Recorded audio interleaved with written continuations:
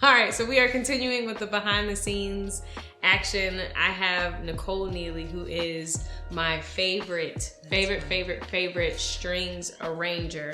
The Lord has been kind to allow me to work with all of my favorites today. So please, first and foremost, let me thank you for just being amazing. Your work is incredible. Thank you. Absolutely honor the musician, the creative, the woman. Like, you are top notch. And so flowers, though invisible, I give them to you. Thank you. So tell everybody what your role is in today's shoot. So my role today is I'm the arranger of the strings, and I guess you can call me producer of the strings. Yeah. So me and Jordan have been chatting for a while about doing something together, and this afforded us the opportunity.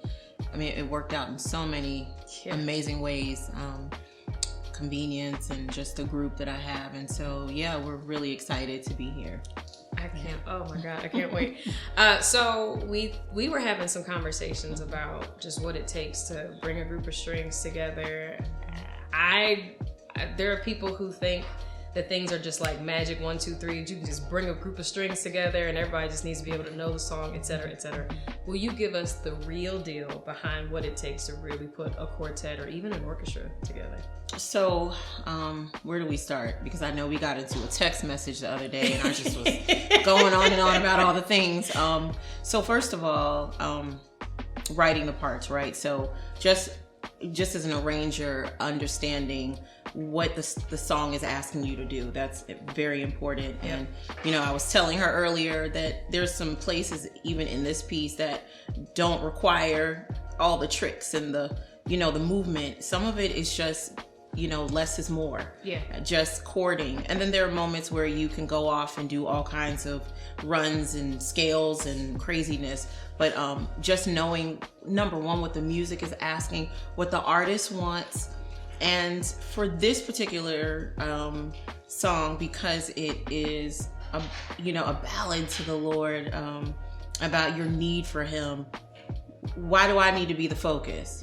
Backing away. I do think about those things. Yeah. And so just not being the center of attention just because I'm adding some strings. Yeah.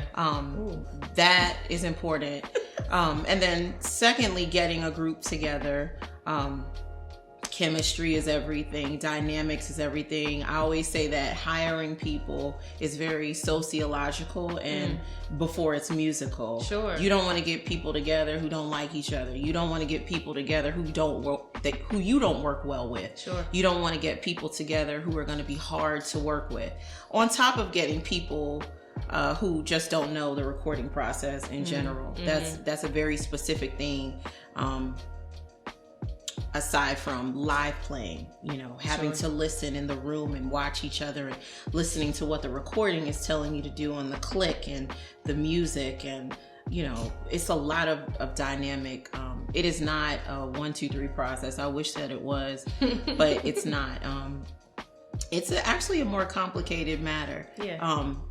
People who do play in the concert halls are different from the people who play in the studio. How so? Are different from the people who solo for a living. Wow. Because there's a different, it causes you to listen differently. It causes you to know recording jargon, to, knowing what to ask the engineer. And it just requires a very tightly knit, the communication is so important. Yeah. Me and Cremaine were talking on the way. That cello guy, we were talking on the way here, and we were talking about how, just being able to take instruction very quickly and critique and not getting offended because you only have this amount of time to get it done. Yep. You don't have a lot of time to be a prima donna. It's like, fix it. If it's flat, fix it. If it's sharp, fix it. If it's out of tune, if the timing is off, nobody has time to deal with your ego. Fix it. Because, whoever's listening will tell you. So if you have a good engineer, they'll say, let's do that again. It wasn't quite together, and you do it again. You set your pride aside and you track it again. So it's a lot of little things that I think people don't consider.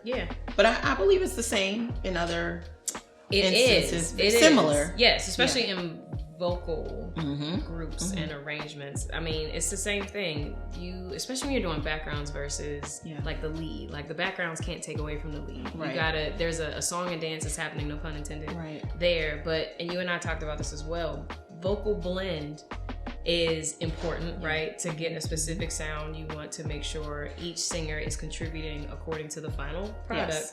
That's also the same with strings, which I was fascinated by. Absolutely. Please share more. So, to get good vocal blend, again, having the players that understand what the music is asking. There may be moments where the music is asking, you know, staccato, or there may be moments where we have to follow the articulation of, you know, legato, whatever. And so we will do our bowings according to that. It's a lot to listen for. Blending obviously means intonation. That's huge. But even then, it's like, who are we matching? Are we matching the track? Are we matching the untuned vocals? Are we matching? I mean, you'd be surprised at what we have to bypass to know what the music is asking us to do. Wow. I will say though that most times we record to no vocals. Okay. Is that easier? That is easier because we are part of the band. So it doesn't make sense for us to, we can track to the background vocals and to the solo, but that gets in the way. Yeah. Because if you were to go and do a performance track, guess what's left? Strings and the band. We wouldn't be with y'all. Right. Interesting. Right. So, and plus when it's not mixed, sometimes they'll give you an MP3 where it's, you know, ill balanced, and then you're like, can you turn this down? Can you turn that down? And it can't. So we have to cut through, and we have to listen to what the instrumentation is telling us to do past the vocals. So if we have a track, that's why I asked you for an instrumental track, because even when I'm writing to it, I will go back through without your voice and I will play the track with the strings, with the mock-up, to make sure that's what I want to hear in those moments. Wow. Well, perfect timing. There's a bell. Thank you, Nicole, for just, my Lord, everything that you are, you do. We're so thankful. I can't wait. And you too. She's amazing. Oh, hearts. Yes. Excited for you all to hear what she's come up with for this ballad. It's incredible. So thank you again. Thank you. See y'all soon.